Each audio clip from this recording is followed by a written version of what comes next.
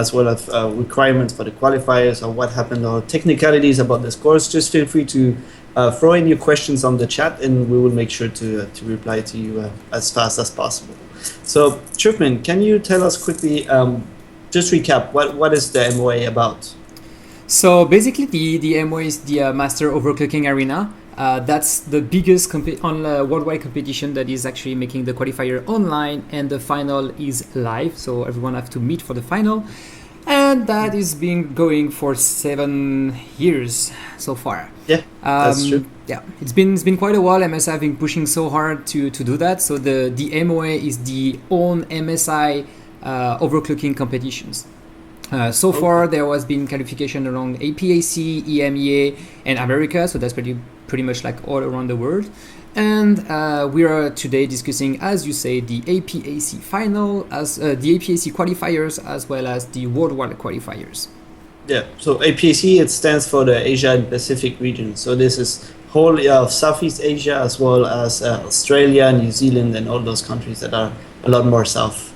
Yeah, indeed, and something to note is the final. We announced that in the in our previous show. The final gonna be in Taiwan in around mid-October. So we can already say that everything gonna be live. Everything you can we have been preparing for will be live, and there's gonna be some interesting things to see at that time.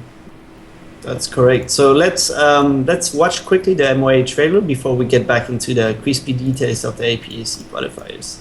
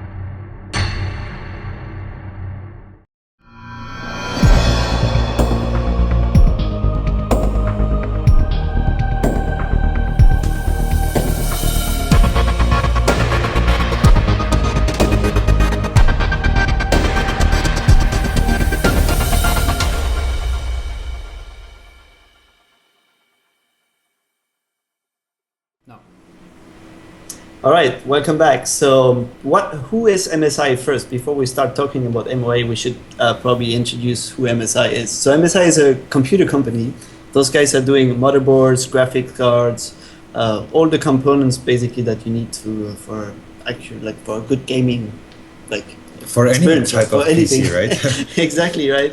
And so what is cool about MSI is that also those guys are sponsoring gaming teams. So maybe if you are following Twitch streams and all that kind of things, you probably already heard about the Fnatic gaming team, which is a team sponsored by MSI. And I think those guys are doing pretty great, actually. I was watching a game the other day. It's pretty exciting stuff. Well, I'm not really that much of a gamer, and even I know Fnatic. So. Yeah. So, okay, as you can see, we are not all gamers. We are mainly focused on actually computer performance and making it go as fast as possible. So this competition is about going as fast as you can. And maybe Trouffman, you can tell us what's the MOA about. What does it actually mean? So the MOA, as you say, we're all the people trying to go as fast as possible. And the thing is, in MOA, we do reward. The MSI is rewarding the best of the best. So you take a computer, you go, you modify some things, you modify the cooling, you modify the settings, and you make it go faster. So that is basically what is called overclocking. And overclocking in today's computer hardware is pretty much what is in everything. If you buy a graphic card on the market, if you buy one of the latest G4 GTX graphic cards from MSI, maybe some other manufacturers, maybe, they most of the time will be pre-overclocked. Like let's say the MSI gaming series is already pre-overclocked. So when you buy that you buy it in the shop, you plug it, and it's already overclocked. So what we do here as overclocker and for the MOA is getting this even higher and push it faster and making more with more performances and so on. So that's actually all our hobby, and we do like that. Yeah. So going all the way to the extreme, and of course the more you push it, the more the cooling method gets extreme as well. So the MOA competition is a quite well-organized competition. It has regional qualifiers all across the globe, and we have the world is divided in regions. You have America, you have EMEA, which is the Europe and Middle East, Africa region. You have APAC for the Asia Pacific. Plus, you have one additional class, which is a more easier class to enter the competition. So Trouffman, how does it work exactly for the structure? So I said we have APAC, as you can see on the screen. So for all those ones, there's an amount of participants that can qualify for the worldwide final. For example, you have 4 for America, you have 6 for Europe, 5 for APAC that just finished, and you also have those 3 extra ones for Class B. So Trouffman, what else can we say about those qualifiers? So the qualifiers we're going to be talking today are APAC and worldwide. So you have Class A and Class B. Class A, you need a lot of hardware. You need pretty much the system that costs above 1,200 USD in total just to get in for these competitions. While on the Class B side, it's more accessible for people. So it was based on some lower end hardware. But the most important thing is whatever the hardware do you get, even if it's like top high end or mid range, you need to push it as much as you can. So today we're going to be talking about the APAC that did finish few hours ago actually, and we're going to be talking about the Class B worldwide that finished at the same time few hours ago. Okay, so let's go quickly watch a break video before we go over the participants.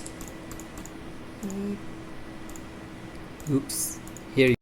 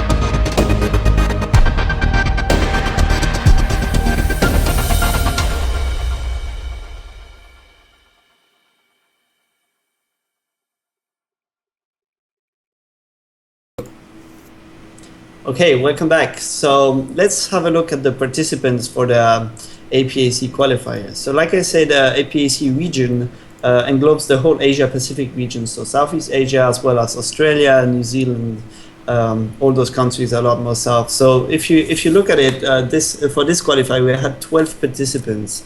12 participants spread across 8 countries, from which we have Indonesia, we have Korea, South Korea actually, we have China with D4Dog, which is a quite famous overclocker from China.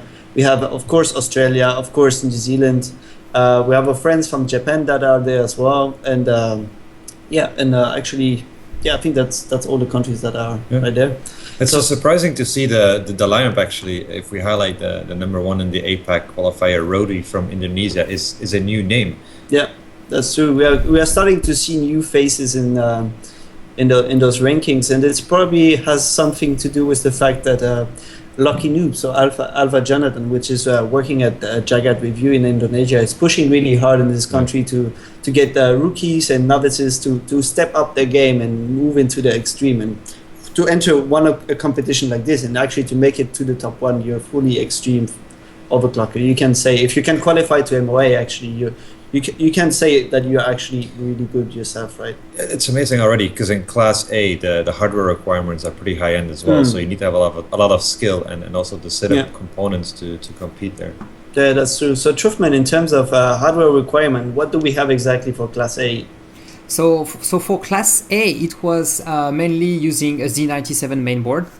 As you know, this is the latest mainboard launch on the, not the latest now, there's a X99 since then, but the Z97 is the more affordable one. So they need to use the Z97 mainboard from MSI, of course. That you need to use a R9 series graphic cards.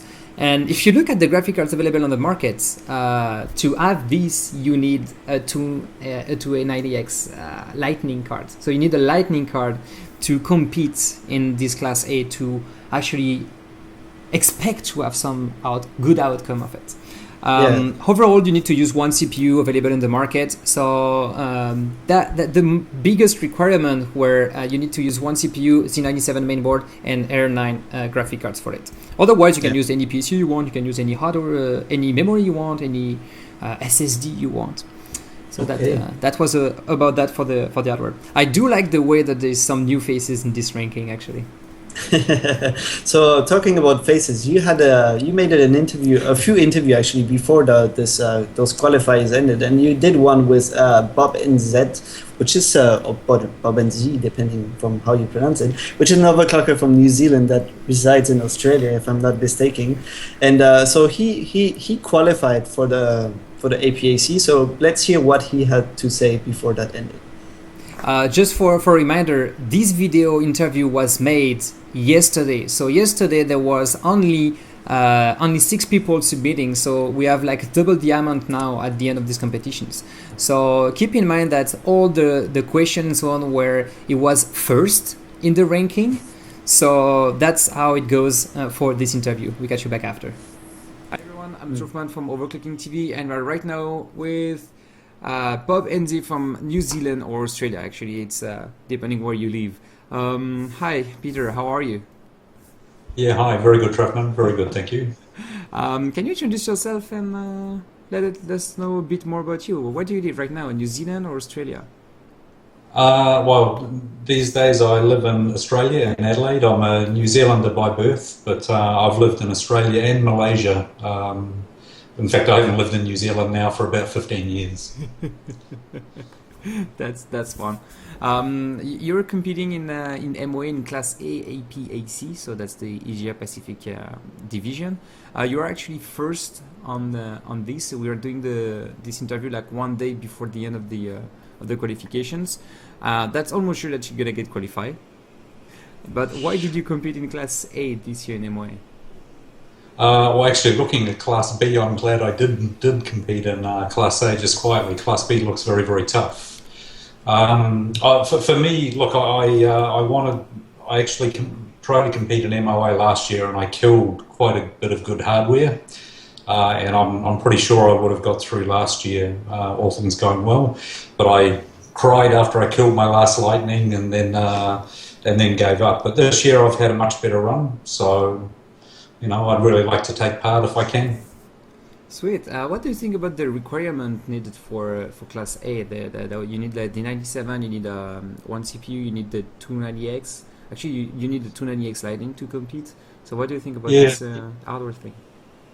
Well, I mean, look, in the end, I guess MSI are kind enough to put the competition on, so we should be prepared to buy the hardware. So it's not a cheap hobby. It never has been. But I've got to say I've been very fortunate. My hardware's been going very strong. So and it's all still alive, which is always a good sign with one day to go. Yeah, indeed. It's always fun to keep the hardware away from dying and keep pushing to the maximum at the same time. Well, how did you prepare for these competitions? How many liters of LN2 did you use, for example? I've used a lot of LN2, so my LN2 efficiency is not so good. So not as much as Olio or Martin, so I haven't hit 600 litres yet, but I'd say I'm definitely 500, maybe 500 plus. So I'm down to my last, I've got 70 litres for tomorrow, and then I give up. Oh boy. According to the scores on Superbike 32M, so we are one day before. Before talking about the scores, I should ask you: are you sandbagging? Of course. It wouldn't be. I'm sandbagging, but at least I've submitted some scores, right? There's still quite a few people. Because at this time, like one day before the end, you were the first in Superbike 32M. You have only like less than 3 seconds difference with Iki, the second one. On Trimac 3, you were the first one also. Yeah. And I think you would be sandbagging even because you're actually fourth. Like one day before the end of the qualifiers, you were fourth. So I do think that you're gonna submit a strong score in Unit 11. Am I right? Yeah. I've definitely got a better score. I have to, but yeah. I mean, look, first with one day to go, it doesn't mean a lot. There's still quite a few people that haven't submitted at all. So I'll say, just out of principle, I've tried to put a score up a week, without being too silly. And I guess we'll see tomorrow whether I've got good enough scores to get through. I've got a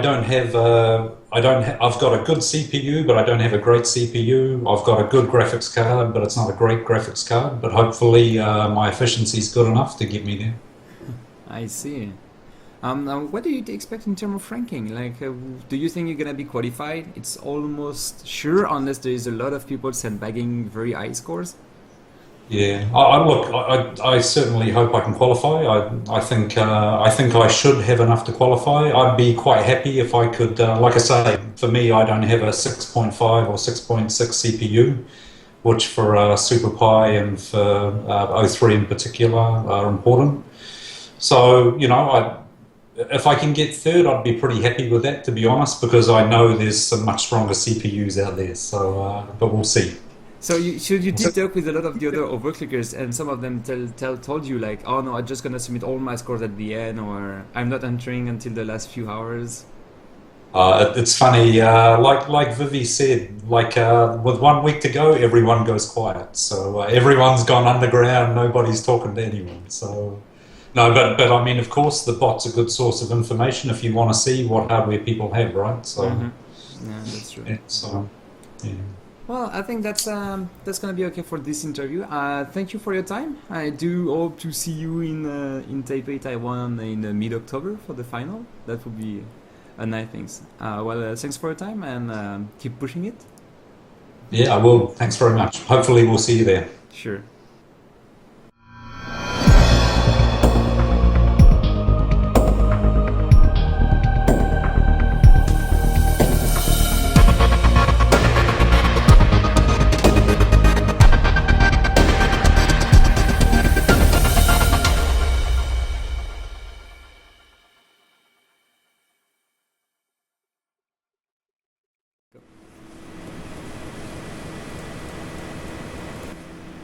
And we are back live.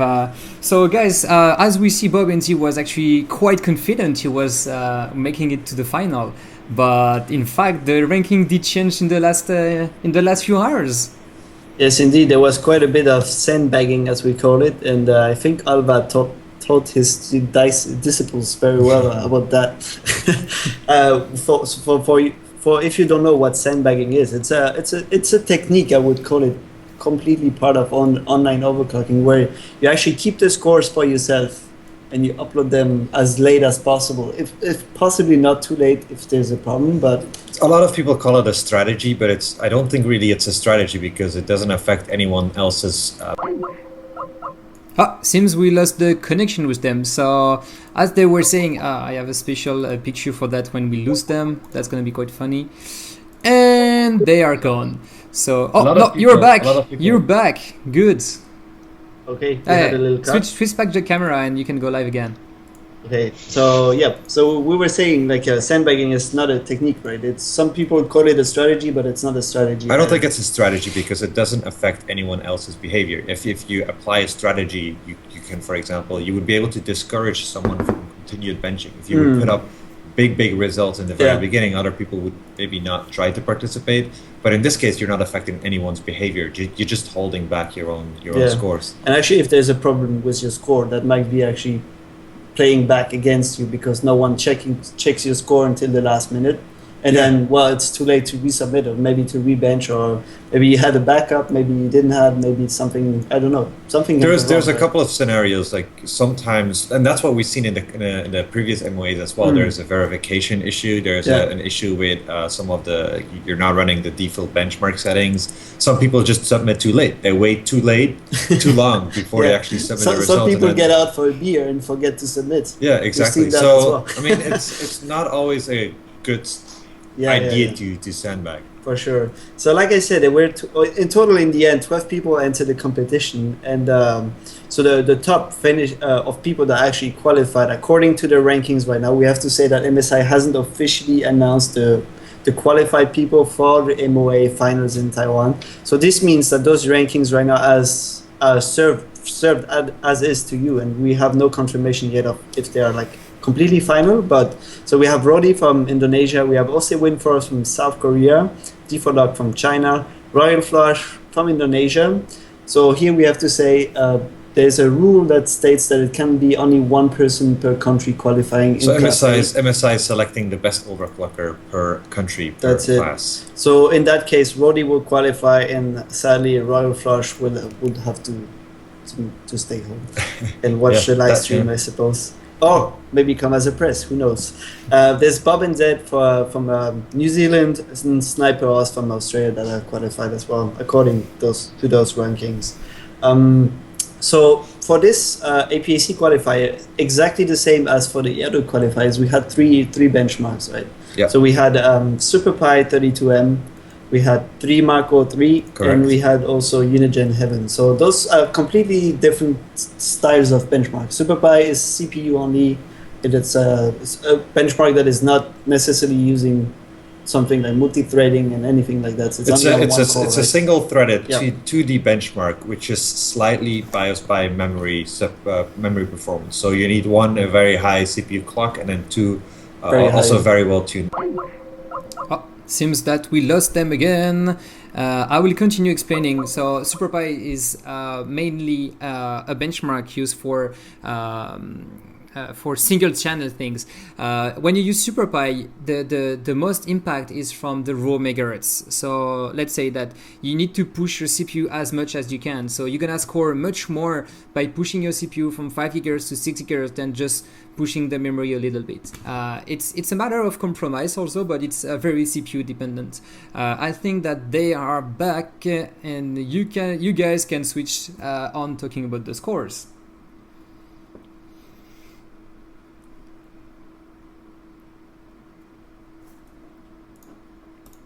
The scores we are seeing actually for this MOA qualifiers are not as high as the one we saw in Europe 2 weeks ago. No, they're slightly below. And for example, if you consider the scores from last 2 weeks ago, those scores are more in between the top and the 8th place on HWBOT in terms of SuperPi here, for example. And those scores that we are seeing right now actually are more just 10th place and below, right? So we have, for example, a run at 4 minutes, 38 seconds and 125 milliseconds for D4Dog, which is, it's not a bad run. It's not like an epic run. It's just, it's a good run. It was very high on the CPU frequency. He claimed to be at almost 6.7 gigahertz on the score of D4Dog is actually pretty good. Yeah. He beat the top score in the EMEA, so this is officially the fastest SuperPi ever on an MSI motherboard. But then if you compare to the other results, for example, I think OC Windforce is second with 4 minutes and 47. That would be rank 9 or rank 10 in the EMEA competition. So D4Dog has the best MSI SuperPi 32M ever achieved. But then if we look at the other competitors, it's a trailing somehow or somewhat on APAC. Yeah. So for that's for SuperPi, and if we move to 3 Marco 3, so where those guys are using the same CPUs, the same memory probably, and then just add on the graphics card. But even then, 3 Marco is still very reliant on CPU and that kind of stuff. So in the end, actually everything on the setup matters for that benchmark. Everything needs to be as good as you can. And here, actually, the rankings are completely different. If we look at it, like Rodi and Royal Flush did excellent in Indonesia. while like D4 Dog, which was ruling SuperPi, is then quite below. So this might be explained by the fact that he could not run his CPU as high in 3D, and also that his graphics out might have been slightly. 2D benching, 3D benching are different skill sets, right? You need to have a, combining the CPUs and the graphics card both running on LM2. It requires more attention. You also just we lost them again. So as they were saying, you when you do have the benchmark running on 3D Mark, it's you need to balance. Sometimes the benchmark is more dependent on the CPU like SuperPi, and sometimes for the 3D it's more dependent on the VGA.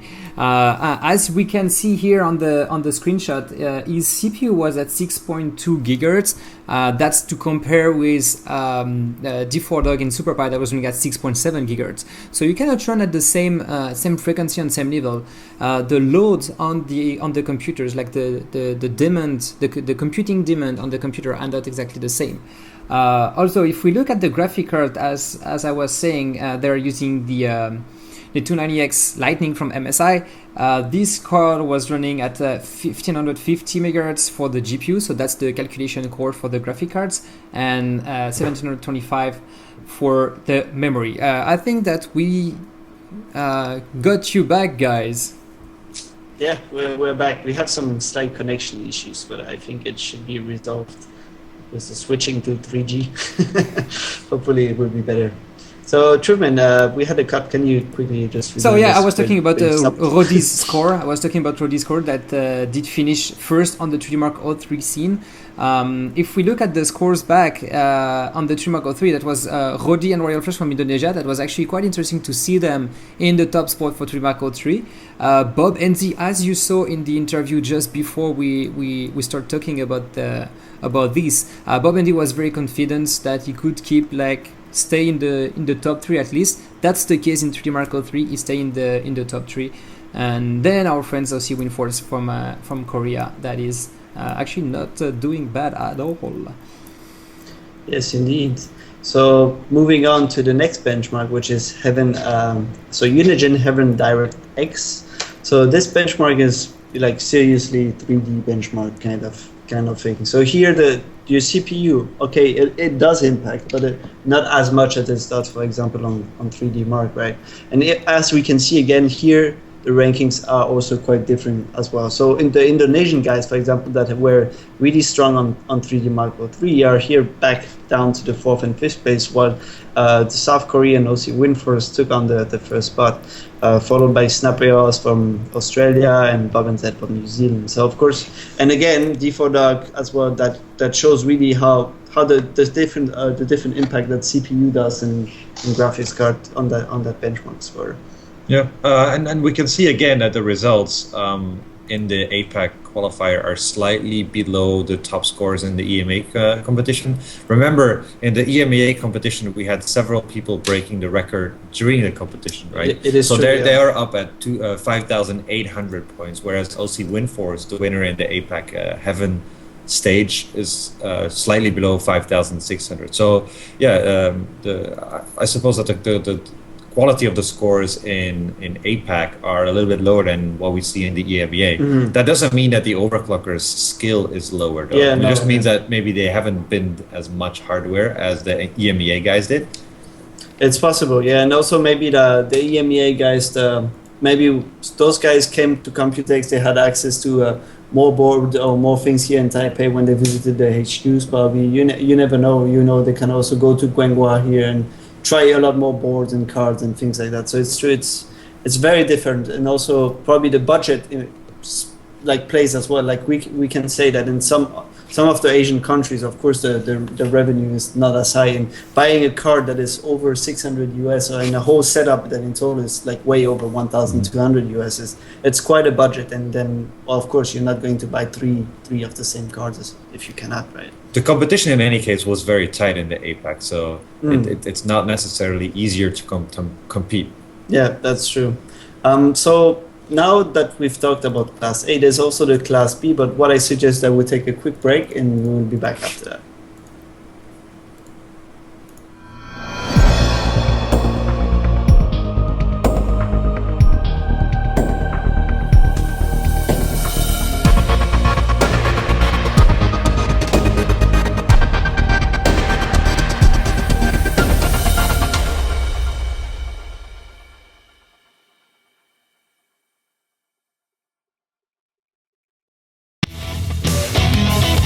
MSI, leading the game.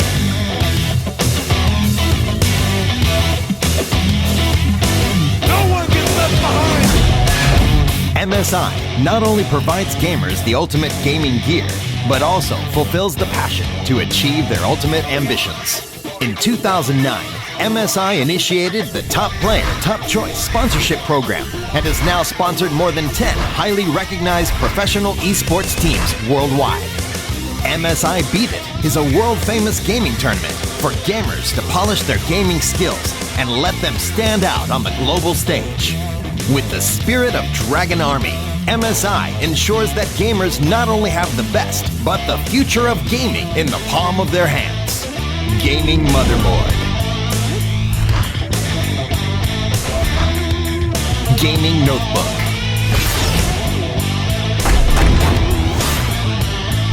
Gaming Graphics Card. Gaming All-in-One PC. Gaming Barebone. MSI is committed to producing the most innovative hardcore performance hardware, enabling the ultimate computing experience for gamers. Top player, top choice.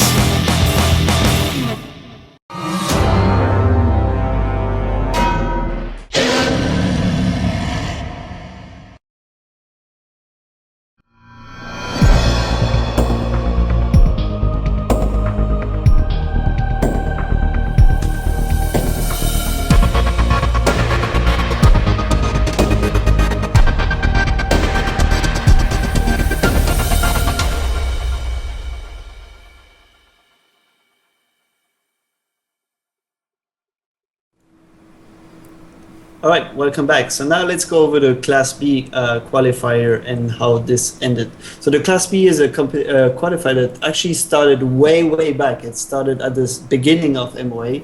So when America was starting their own qualifier, so that's 2 months ago already. That's July 1st, yeah. Yeah. So those guys had 2 months to bench through a few more benchmarks. There was not 3 benchmarks. We were talking about like 5 benchmarks. We're going to go over those benchmarks later on. And what is important to say about Class B is that their entry requirements are slightly lower than Class A, right? So we are talking about a Z87 platform. So those motherboards are the motherboards we were playing with last year, for example, but this gives access to that competition to people that haven't yet upgraded to Z97. It also gives them the occasion to why not qualify and maybe win also a new product as well. So to update, refresh, whatever they are benching on. So that's actually pretty cool. So in terms of hardware, what else besides the motherboard? So as you said already, it's a Z87 or a Z97 if you already have the new platform. The Pentium Anniversary Edition, the G3258, and any MSI GTX 750 graphics card. Okay, yeah. So in that case, the whole setup is much cheaper as well. Like, so it allows you either to win more or to just participate at a lower cost, right? Yeah, exactly. We can see that that actually had a very positive effect on the amount of participants joining in this competition, because there was only 3 tickets available for global for the entire world, and still 24 people joined in this competition. Yeah, that's correct. So I suppose a lot of people were more considering this one because it was easier to get into, and you had more time to bench. Even though you had more benchmark, you had a lot more time per benchmark to bench in the end.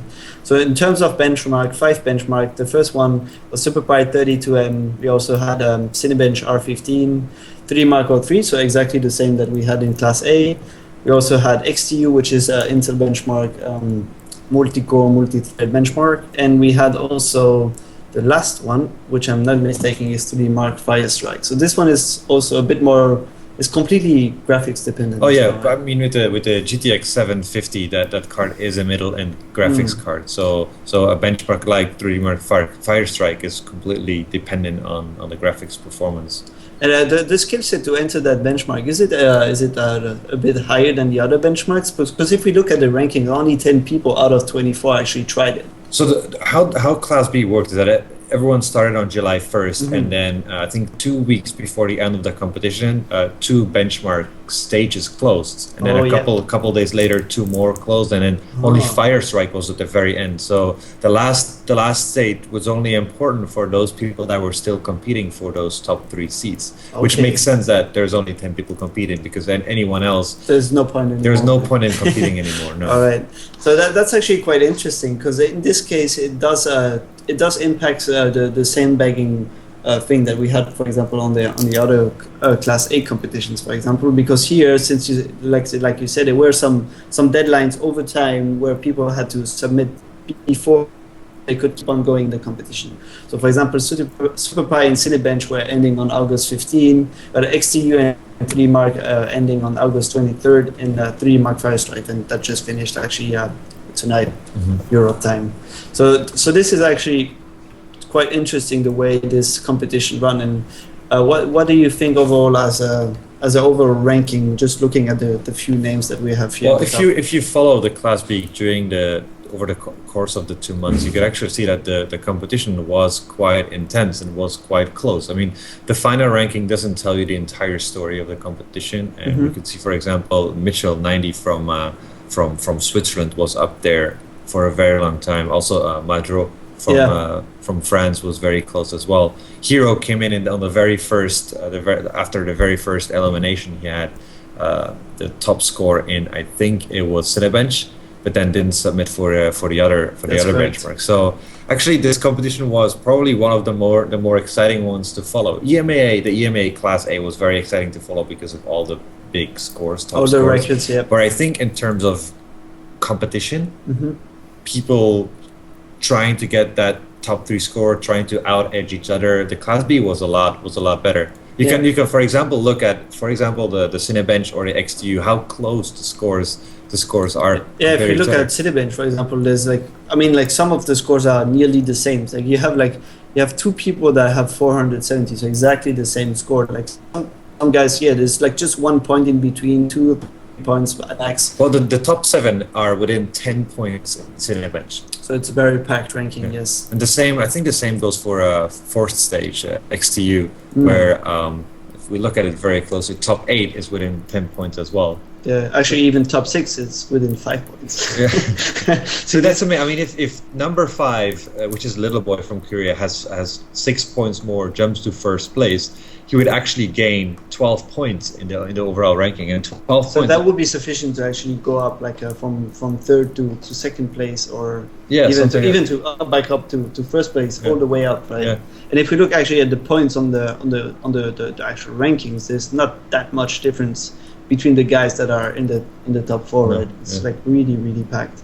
So joining back to Trouffman on the other side, Trouffman, you did some interview with some of the guys competing in the Class B, is that correct? Yeah, I did an interview with Dr. Whiz, that is actually having the best scores in 3D Mark 03 and 3D Mark Firestrike. So I had the interview with him yesterday. So that was again before the end of this end of the qualification. We can see it right now, and we come back right after. Hi everyone, I'm Trouffman from OverClocking-TV, and we are right now in direct Skype liaison with Dr. Whiz from South Africa. Hey man, how are you? Yeah, well, yourself, Trouffman. Doing great. Can you just present yourself a bit for the people that don't know you quite yet? Yeah, my name's Andrew from South Africa. Been overclocking for a couple of years, and enjoying it, yeah. Why did you compete in the MSI Master Overclocking Arena this year? Yeah, look, competed in 2012, and Vivi and myself managed to get through. Had a whale of time. I love Taiwan, so any chance I get to go back, I'll take it. So you're trying to get a free trip, that's what? Well, yeah, I want to get back to Taiwan, go visit the place, and obviously competing in the sport I love, it's an added bonus. Yeah, of course. You did compete in Class B, so why did you choose Class B instead of Class A? Yeah, the rules this year were, and last year as well, limit the number of people that can take part per country. So with both Vivi and myself being strong competitors, there's no point in us going after and fighting head to head against each other when only one person can go. So we decided to split it up, and Vivi went with Class A because he wasn't able to take part in Class B, and I just went with Class B. And I must be honest, it was a very fun stage. It was very fun compared to Class A. Yeah, actually, Class B was the most successful stage so far. Do you think that's because of the requirement for the hardware, or because it's something with the special Pentium Anniversary Edition that drive people in? Yeah, I think it was accessible by more people. So the hardware limitations, you didn't need to go and spend $3,000 to start. You could start off with $1,000. So it's more accessible and definitely played a role. Yeah, indeed. How did you prepare for this competition, for this Class B in the MOA? How many liters of LN2 did you use, for example? Yeah, look, preparation was absolute key. So the very first thing we did when they announced the hardware, rushed out and bought 2 cards, the 1 gigabyte 750 cards, and pre-tested that. Following that, I eventually tested 25 Pentium chips, and we only managed to find 3 gems out of those 25.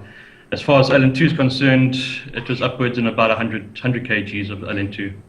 Okay, so you did bin a lot. So do you think someone could have competed in Class B without binning any CPUs? Yeah, most definitely. If you look at our one teammate here in South Africa, he bought 2 CPUs. Both of them were absolute gems. I was just unlucky with my brown fingers. So you guys are actually quite lucky in South Africa to have good batches of Pentium Anniversary Edition. Yes, yeah, we were quite lucky. So far, when we did this interview, quite a few hours before the end of the ranking, you were ranked first. So far, what is your best, the score you're the most proud of? Yeah, look, it'll have to be I'm proud of all the scores, put it that way. I had some great efficiency in Cinebench at 6070, but definitely the 3D Mark 03 score with no E-power required, we just killed it. 2050 on the GPU, the thing just machined. It was awesome. So actually reached 120k points. So that was actually yeah, almost 1,000 points more than the second one, that is Stunzi. Yeah. No, look, that little card just flew. It just didn't want to stop. It was good going. So at the end, it's like keep pushing, and it's keep going and keep going. Yeah, and always pre-test your hardware. You don't have to go and jump into e-powers until you actually hit that wall. Yeah, that's what we enjoyed. I enjoyed that the most about the card. It's no e-power required. I see. That's actually quite great. So you didn't have to. Yeah. You just had to buy the hardware and plug it and play with it then. Yeah. Look, the mods that MSI released were great, and they worked up to a point. But there was an additional mod that we did, which is on the feedback pin of the controller, and that gave us the extra edge, to be able to go up to 1.7 volts on the GPU. Well, thank you for your time. We do appreciate that you took. Sometimes it's actually quite late for you, so to take this interview. We hope to see you in Taiwan for the final, and hope until then you can keep pushing it. Yeah. Thank you. Bye.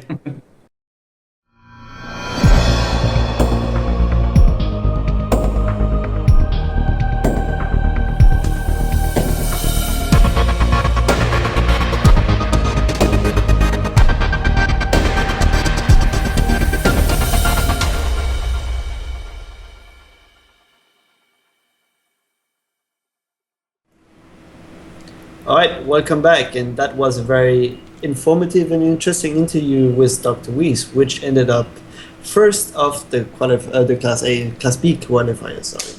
So, since we are talking about rankings, what I suggest is that we just have a look at the rankings for each of the benchmarks and discuss the key scores of each of those. So let's start just straight simple with SuperPi. What we have to say is remind you that this competition was on the the anniversary chip by Intel, right? And this made the things a lot more interesting. Like what made it so interesting is the fact that one, the CPU is very cheap. So if your chip is not good, you can buy another cheap chip. I wanted to do this one. Sorry, I had to do it. So yeah, you can just quickly bin a lot more chips this way, right? Yeah. And this explains why Stunzi actually got that amazing chip of this. He did get an amazing chip. Funny enough, I was actually benching an anniversary edition last weekend as well, testing my CPU, and I reached about 6.25 gigahertz, and Stunzi is 100 megahertz higher than that. He's actually almost reaching a 100% overclock, but stable through a benchmark like SuperPi 32M, which is incredible. Yeah, and 98.97. Yeah, so that's an amazing frequency. He's at 6.38 gigahertz with a memory clocked at DDR3 2830, C9 12 12 15, a very tight memory as well. His N-core is almost at 5.5 gigahertz, and I mean this is the fastest SuperPi 32M on this anniversary chip. It's across actually the board. a world record. Yeah. It's a record for this G3258 chip. So yeah, an amazing result actually. And actually, Dr. Whiz, which is second on SuperPi on the SuperPi ranking, also has quite a good chip as well. Not as good, but it's ranking third on the worldwide ranking on that chip as well. So it's not bad either. It's a 97.37 overclock. And so if you look at Little Boy, number 3 in the MSI in the Class B, is number 4 overall as well. So MSI is kind of dominating in this. Thanks to the addition of that chip for the qualifier. So it's pretty interesting. Moving on from CPU benchmark to another CPU benchmark, which is Cinebench R15, and here the rankings are a slightly bit different. So we have the case of Hero that we were discussing before. So Hero that entered the competition and didn't continue after that. So which explains why he has a great submission on that one, but no great submission. It's kind of weird because Hero has. He has the number 1 score for G3258 in Cinebench R15. Again, overall, not just in the. So we would expect he would have the number 1 score in the CPU. Cinebench is a multi-threaded benchmark, so both of his cores could run 6.17 gigahertz through the Cinebench benchmark, and everyone was actually expecting Hero to dominate in SuperPi as well, and then take that chip into the following stages as well. But he didn't manage to get a score for SuperPi, which is a pretty big disadvantage in the ranking. And I think it might have discouraged him from pushing for the other stages as well. He only finished 7th in the Class B.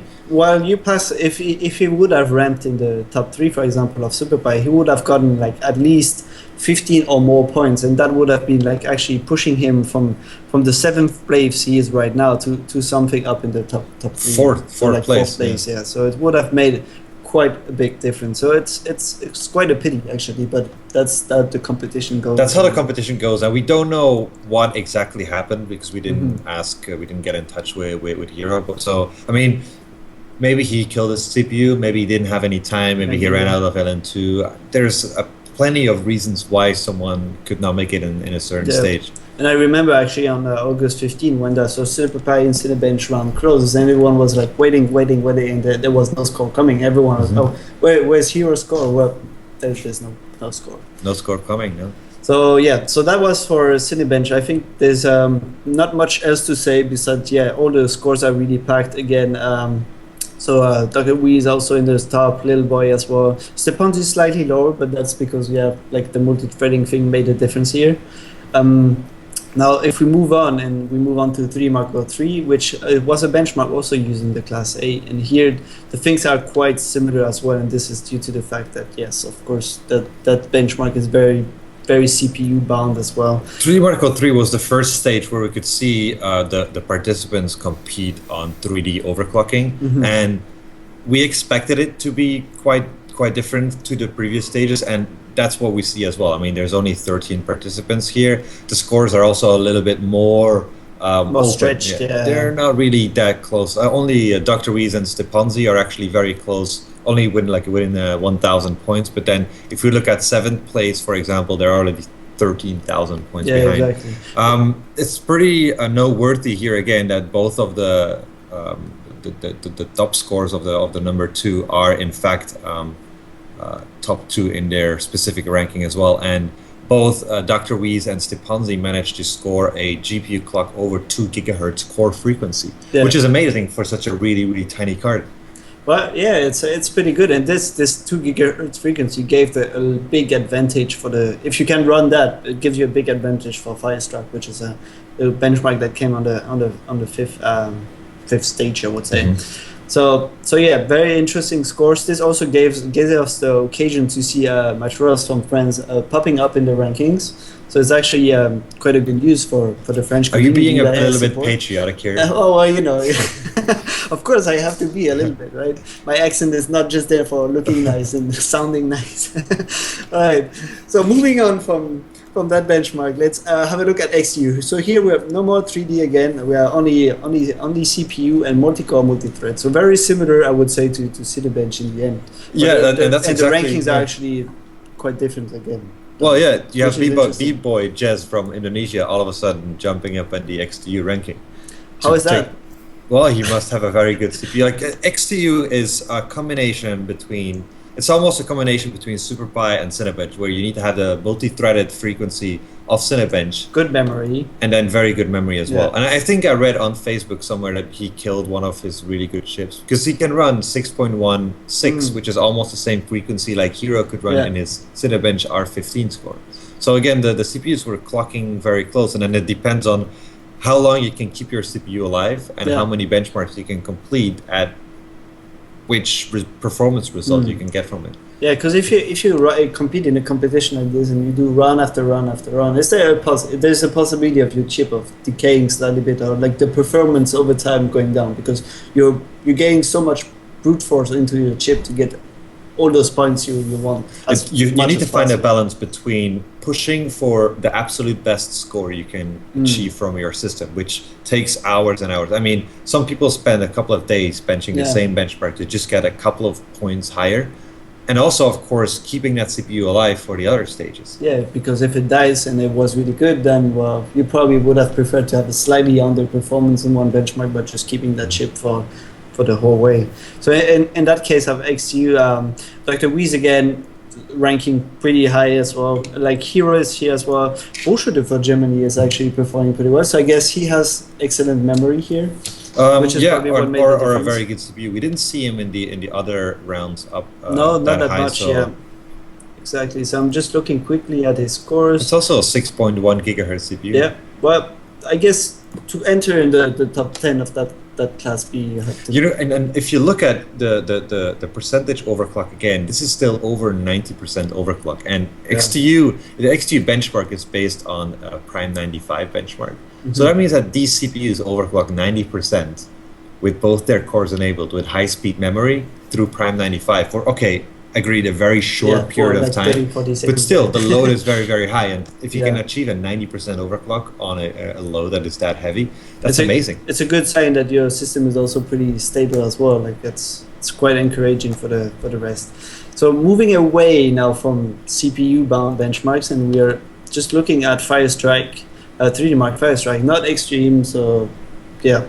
And here, Dr. Whiz at the top, Stunzi just behind, and Matt Froze, that showed that he had a good graphics card also in the 3D Mark 3 stage, is back in the rankings here on the 3rd position, followed by Bebo Cheese from Indonesia, Mitchell 90 from Switzerland. So like you say here, we were seeing some extremely good 3D scores, 3D frequencies at least on the graphics cards. Yeah, again, both Stunzi and Dr. Whiz very close, tied together, both over 5,300 points, and they achieved over 2 gigahertz on the core again. Yeah, so that's 88.11 according to the side percent overclocking on the GPU. So it's pretty good. For and if we look at the list of the GTX 750 3D Mark Firestrike ranking, we can see that number 1, 2, 3, 4, 5, and 6 are all from the MSI MOA competition. Yeah.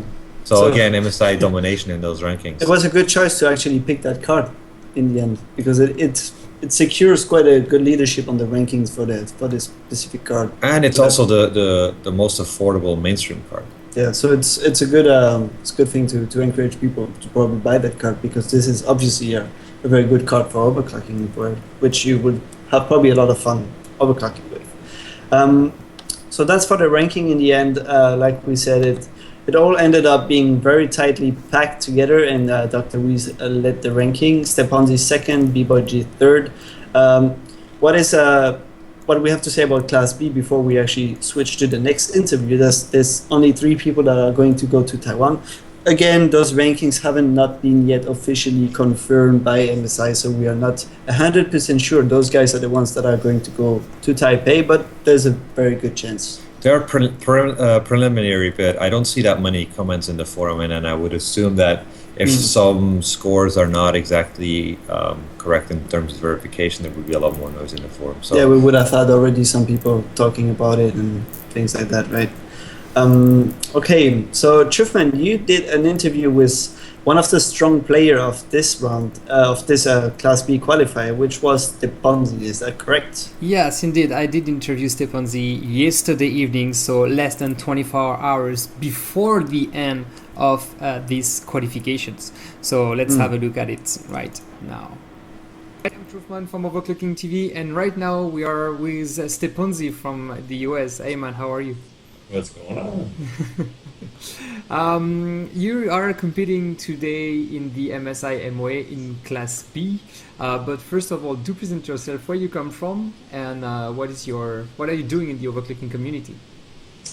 Well, I come from Tampa, Florida, nice in the sunny state, and I just bench for fun mostly. It's mostly a hobby. I got a real job, I got to work.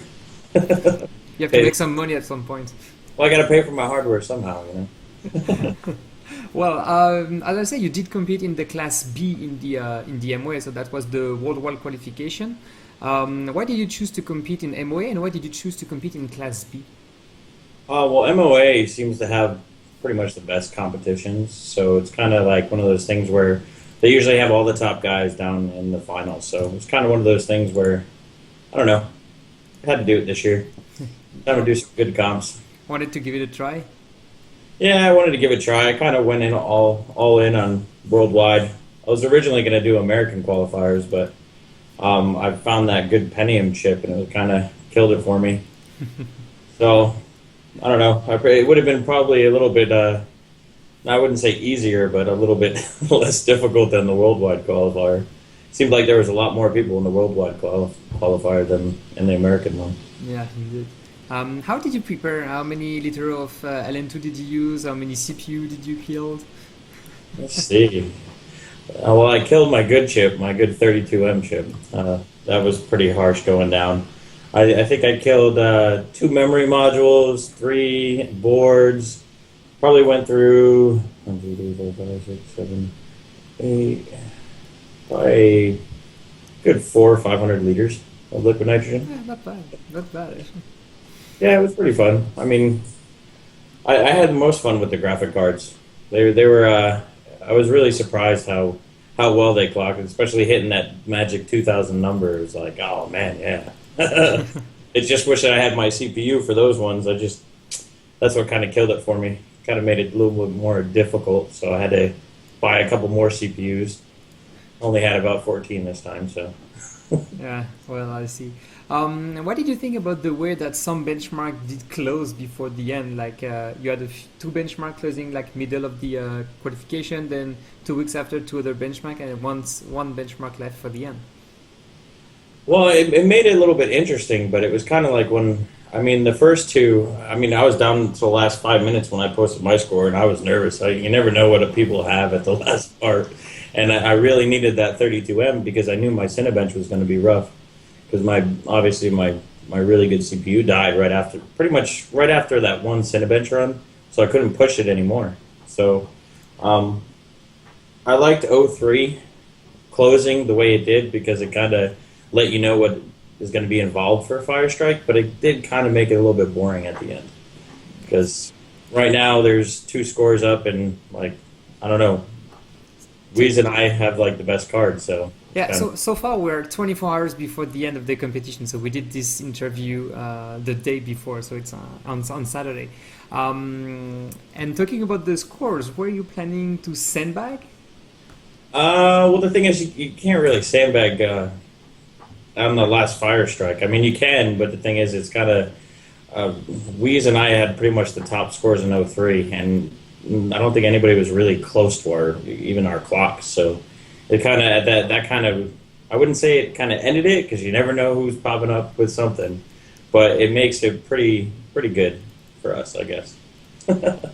So far you have submit all your scores. 24 hours before the end of the competition, you submit everything you had. Yeah, pretty much. I said forget it. That way I'm not kind of. That way I don't have any issues with my sandbagging results. I don't want to run into that problem where something doesn't look right. Yeah, or you miss something on the screenshot, or the screenshot is corrupt or something. Oh, I did. I actually did that with Cinebench. I actually had a higher score, but I forgot the background. Oh man! So I had to redo Cinebench, and then my CPU died right then and there. I was like, oh, it kind of killed it for me. Looking at all this, what is the score that give you the most trouble to do, or the one we're the most proud of? Well, all of them gave me trouble, especially with not having my good CPU. But I think that I really enjoyed the graphic card ones, but I think the best was the 32M. I mean, that score, I think that probably killed my chip or degraded it severely after, because I mean, it was pretty difficult to do. I mean, I was originally running that chip at 6.4, but with not as tight memory. But as soon as I tightened up memory, I couldn't run it as high, but pretty high. Mm-hmm. But I'm pretty proud of that score. I think it's pretty decent. Can't complain. Yeah, you're proud of this course, maybe not the one from you did in the XTU. You did like 8th place on XTU. So. Yeah, XTU made me nervous because I couldn't find a good chip for Windows 7. I literally bought 4 more chips before I asked. Like right after my chip died. So I ended up getting a bunch of chips, and I was like, oh man, I got to try to find something, but I wasn't able to find anything that would even get me over 6 gig in Windows 7. So I was like, not much I can really do. I probably could have pushed memory obviously a little bit more and to get better score, but it was kind of at the point where I was just going to concentrate on graphic card. So. Well, in the end, you're going to get qualified. That's almost sure you're going to get qualified until some very, very heavy sandbagging happen, but I don't think that will be the case. Yeah, I think I'm pretty good, but you never know. I mean, I won't really feel confident until the counter goes down to 0 and it says closed. Then I'll be satisfied with it. Well, we're gonna see that tomorrow. Thanks for your time and keep pushing it. Thanks, Trev.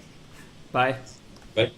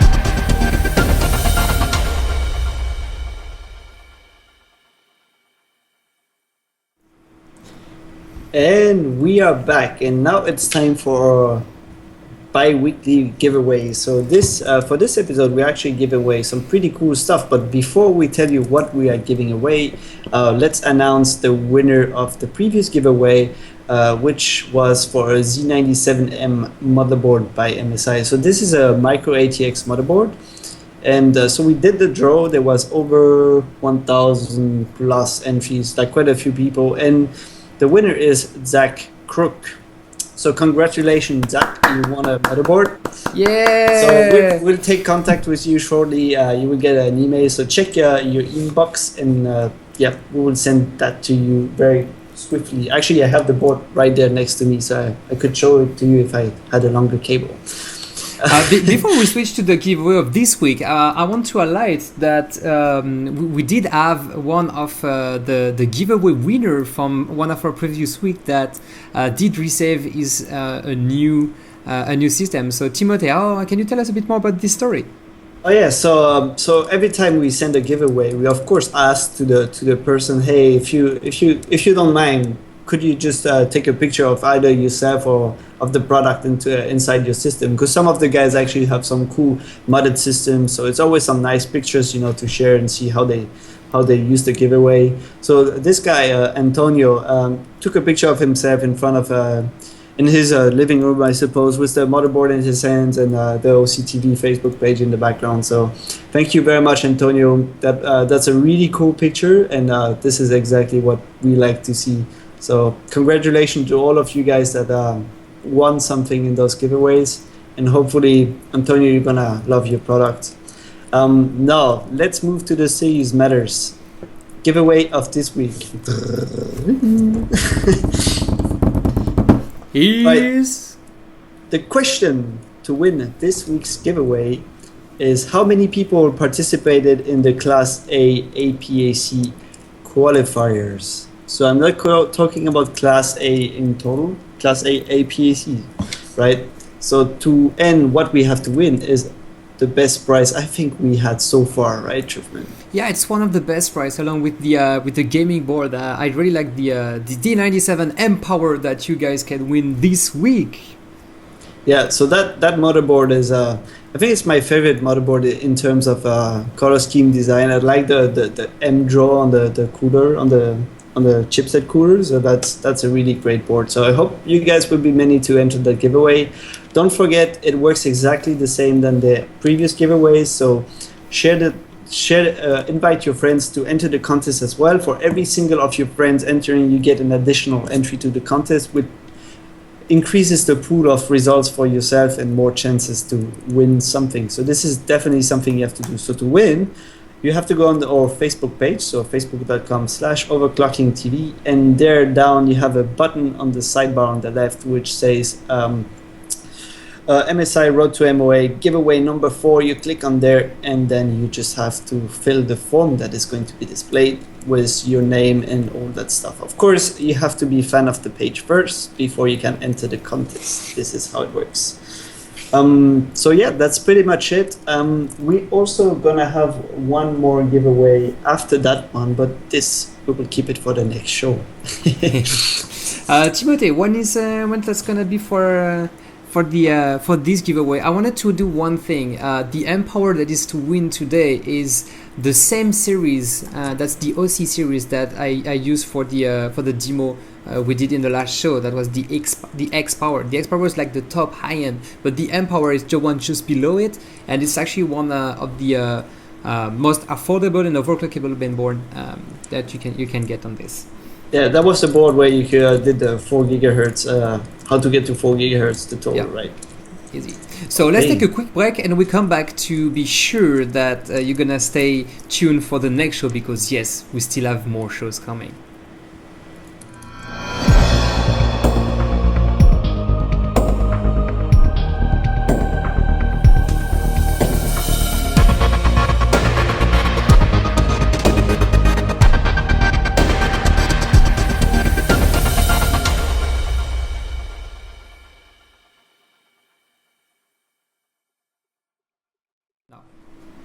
All right, welcome back. And now it's time to announce before we say goodbye the next show. So of course, we had planned 6 shows for the Road to MOA. The next one is going to be the 5th one, and it's going to be held on September 14 at 9:30 p.m. Eastern Time. So this is exactly the same schedule for this week.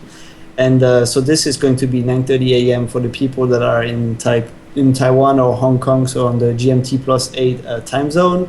And for the guys in Europe, I'm sorry, it's going to be 3:30 a.m. for you guys again. But yeah, I guess that's how things are. It's a hard time to connect to. I know, I did it once. Stupid time zones. Yeah, it's really hard to find a time zone. But if you guys have suggestions on better time zone, we are always taking suggestions to try to improve things. It's true, like some people, we put it early on the weekends, but then again, like some guys are out of home on the weekend. They're doing something else than being on the computer. I don't know what they're doing actually. This doesn't make any sense to me. But anyway, so this is going to be the next show, and we are going to have a bonus show that we haven't yet picked the date, because this show is going to be hosted just a few weeks before the MOA. And in this show, in that last bonus show, we'll be actually going over some details about the upcoming competitions, a tour of the venue, a few more things like that. Some pretty cool things actually. So stay tuned. There will be also giveaways for each of those shows. Don't forget, guys, if you want to stay on the chat, ask us a few questions. We're going to stick around until in the next few hours. I will be going to bed, but you guys going to stay here. And, yeah, we'll stay there. No worries. And so if you have any question about overclocking, about OCTV, about what MSI is doing, just don't hesitate and ask us on the live chat. It's been a very good pleasure for myself to be here. We did thanks, Trouffman. Thanks. It was a great show, I think. We did very well. And congratulations again to all those guys that actually competed in the MOA qualifiers and qualified for the finals. Thanks to all you for watching this show. If you like this kind of show, just give us a thumbs up, write us a nice comment, share the show, and of course invite your friends to the giveaways like that. More people, more OC, more love, more everything. So have a good evening for you guys in the US, and have a good day for you guys in Asia, and see you next time. See ya. Keep pushing it.